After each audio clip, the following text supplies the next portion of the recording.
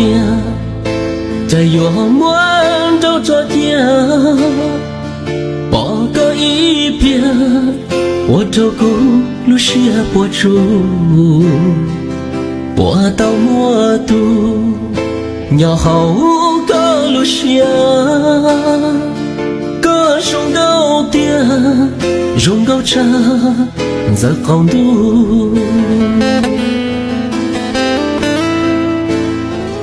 lên từ tu bỏ lia chạy vô mua cho bỏ chê sa bông có lung bê nè lu chê sẽ nhỏ khó tư bỏ tao mua lên từ nhỏ hậu có lu xia bỏ cả khi có lu xia để cùng của tôi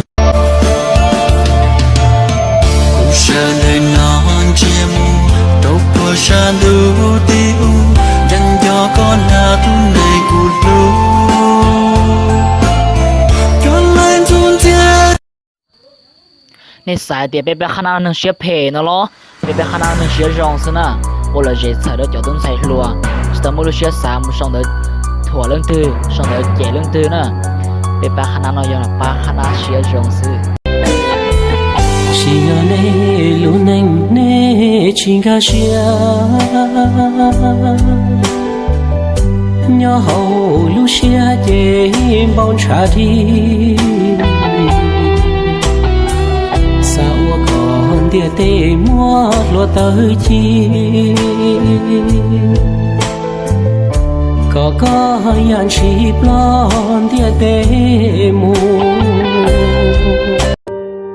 cú chúa khó tư chỉ rong cha chỉ khiên có chia ly khiên cho cú nó chia có bữa bao tiền như mò cú xiên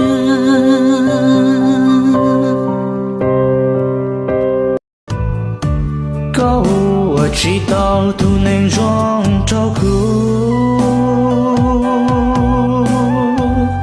cú lo xia lu lu chỉ tao con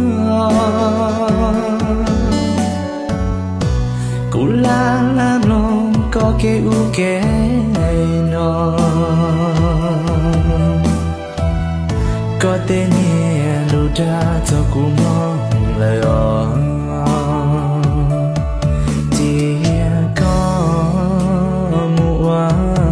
có chuyện trời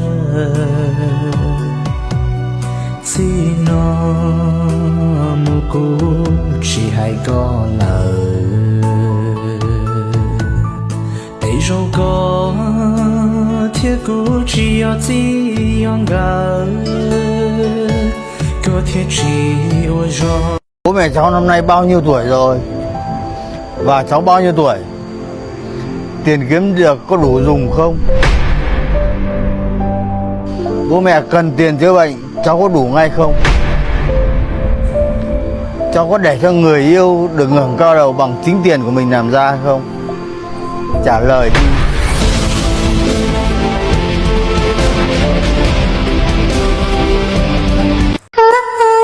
Lily was a little girl, afraid of the big white world. She grew up within her castle walls. Mình xin tự giới thiệu, mình mang số báo danh 23 đến từ quê Hà Giang. Hiện tại mình đang là một biker, thanh xuân của mình là những khúc cua tay áo của Hà Giang. Hà Giang có cột cờ Lũng Cú, có đèo Má Pì Lèng. Trai Hà Giang vừa chịu khó lại đẹp trai, gái Hà Giang vừa dễ thương lại xinh xắn. Mọi người nhớ đến Hà Giang nha, anh em Hà Giang ơi, lên top nào.